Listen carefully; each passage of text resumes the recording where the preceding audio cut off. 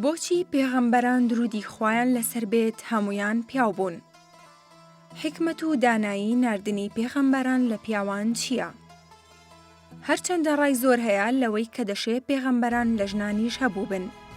بەڵام ئاەتێک لە قورئانی پیرۆز حکمت و دانایی ناردنی پێغەمبەران لە پیاوان ڕوون دەکاتەوە.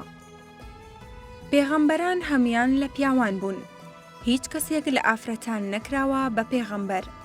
ئەمەش ڕای دروست و بەجێی زانایانی ئیسلامە. بەڵگەشیان ئەم ئاەتەیە کە دەفەرمێت: وما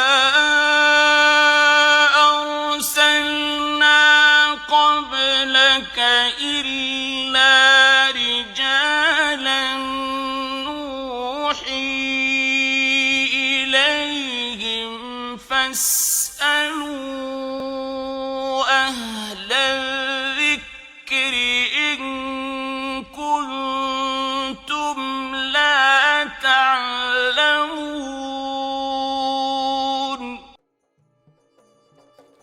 هەندێک ڕایان وایە کە دەشێ پێغەمبەران لە ژنان هەبوو بن و نمونە دەهێننەوە بەوەی کە دایکی موسا و مەریەم لە پێغەمبەران بوون.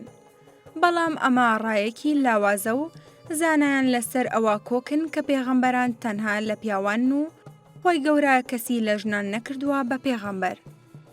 حکمت و دانایی ناردنی پێغەمبەران لە پیاوان چییە؟ کەسێک کە دەکرێتە پێغەمبەر پێویستی بەوە هەیە کە لەگەڵ خەڵکدا کۆ ببێتەوە و بەرەو ڕۆیان ببێتەوە و قسەیان لەگەڵ بکات و بەنهێنی و ئاشکرا دانیشتنیان لەگەڵ بکات و لە ناویاندا هەڵس و کەوت بکات کە ئەمانە ناتوانن چینی ئافرەتان پێی هەڵسن و توانایان بەسەریدا ناشکێت وەک پیاوان. لە ئەساس و بنچینەدا ڕاگیرێتی ئەلقەوامە بۆ پیاوانە لەسەر ئافرەتان. جا ئەگەر ژن پێغەمبەر بووایە دەبوو ئەو ڕاگر بووایە بەسەر پیاوانەوە و قەوامە لە گەرنی ئەودا بووایە بەسەر مێردەکەیەوە، چونکە نابێت بۆ هیچ کەسێک قەوامەی هەبێت بەسەر پێغەمبەرانەوە.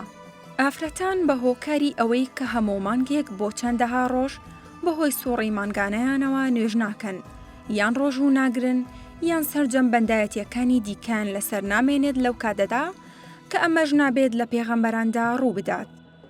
کەواتە لە دانایی و حکمت و کاردروستی خوای گەورە بووە بۆ مرۆڤایەتی کە پێغەمبەرانی لە پیاوان هەڵبژاردووە تا بتوانن ئەو ئەرکەی کە لەلایەن پەروەردگاریانەوە ئەدرێتە سەرشانیان بێکەم و کوڕی ئەنجامی بدەن، چونکە ناکرێت کەسێک بکرێتە پێغەمبەر و نەتوانێت ئەرکەکانی سەرشانی ڕاپەڕێنێت یان کەم تەرخەمیان تیا بکات.